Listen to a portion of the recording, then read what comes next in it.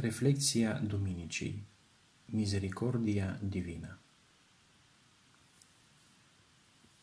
Haideți să presupunem că mergi la medic pentru că ai o durere de inimă și decizi să te supui tuturor examenelor și testelor pentru a afla ceea ce ai. Cu finalizarea testelor vine și răspunsul medicului, care pentru a nu te îngrijora și a te face să suferi, decide să-ți ascundă adevărul. Și în loc să spună care este problema și că trebuie să urmezi de fapt un tratament, îți spune că ești sănătos și că nu ai de ce să te preocupi de absolut nimic. Tu vei merge, bineînțeles, bine mersi, acasă, dar mai devreme sau mai târziu, acel adevăr pe care ți l-a ascuns va avea consecințe grave și inclusiv poți muri. Cred că acest exemplu este foarte bun pentru a explica ceea ce este misericordia divină, deoarece această duminică, a doua după Paști, se numește Misericordia divină.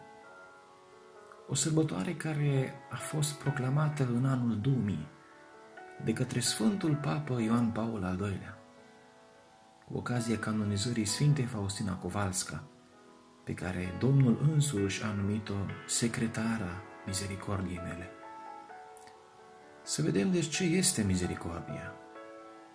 Misericordia este un cuvânt format din două cuvinte latine: miser, mizerabil, nevoiaș, și cor, cordis, inimă. Deci, misericordia înseamnă capacitatea de a fi aproape de cei nevoiași, de a simți ceea ce simt ei. Dar să revenim la exemplul pe care îl spuneam mai devreme despre doctor și pacientul său.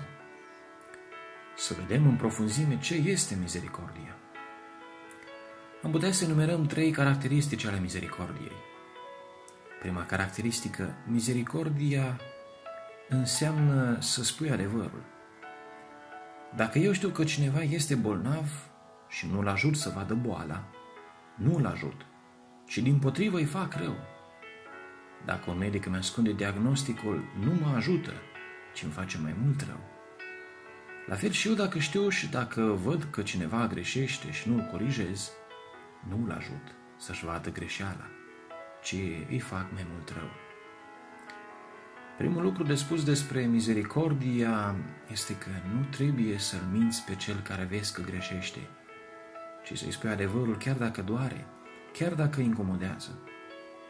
De exemplu, dacă un medic îi spune pacientului de cancer că are cancer, acest lucru îl va durea, îl va face să sufere, dar nu va trăi într-o minciună, ci va urma indicațiile medicului. Minciuna înseamnă doar să amâni consecințele. Deci, prima caracteristică a misericordiei este adevărul. Însă, să spui adevărul gol-goluț într-un mod dur poate face mai mult rău decât să ajute. De aceea, împreună cu adevărul, misericordia nu se poate separa de caritate. De exemplu, dacă unui medic nu-i pasă de consecințele adevărului, deși nu-l va vedea des pe pacient, asta nu-l va ajuta mult.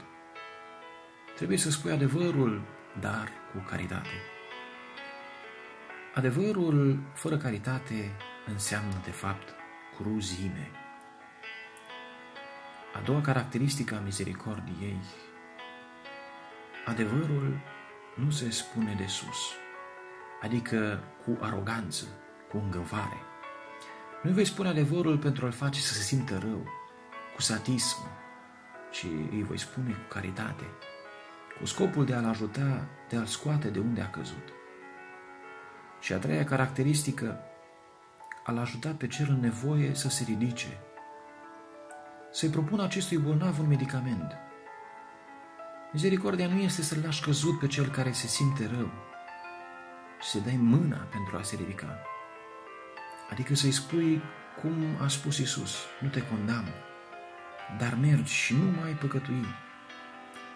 Înseamnă să fii răbdător cu cel pe care îl costă să creadă, așa cum Iisus spune în Evanghelia de azi. Toma, atunci când Iisus a apărut, nu era și are dubii serioase în a crede și el ce spun ceilalți. Nu voi crede până când nu voi atinge rănile, iar discipolii și Iisus sunt răbdători cu aceste îndoieli pe care le are Toma. De fapt, vedem cum îl tratează Iisus pe Toma. Nu îl ceartă, nu îl acuză de îndoială, nu îl judecă, ce îi spune: puneți degetul, nu fi necredincios, ci credincios. Misericordia, deci, înseamnă să fii răbdător cu cei pe care îi costă să creadă. Înseamnă să fii acel medic care primește acel pacient și să-i spui adevărul, chiar dacă doare, însă cu caritate, și să-i dai medicamentul pentru ca să se ridice. Așa deci putem înțelege puțin din ceea ce înseamnă misericordia divină. Misericordia nu înseamnă că lui Dumnezeu nu-i pasă și ne tratează cu indiferență, ci dimpotrivă. Dumnezeu ne primește de fiecare dată. Nu ne minte, nu ne lasă în desperare. Ne spune adevărul și mereu ne corejează cu caritate. Ne dă medicamentul ce ne ajută să ne însănătoșim.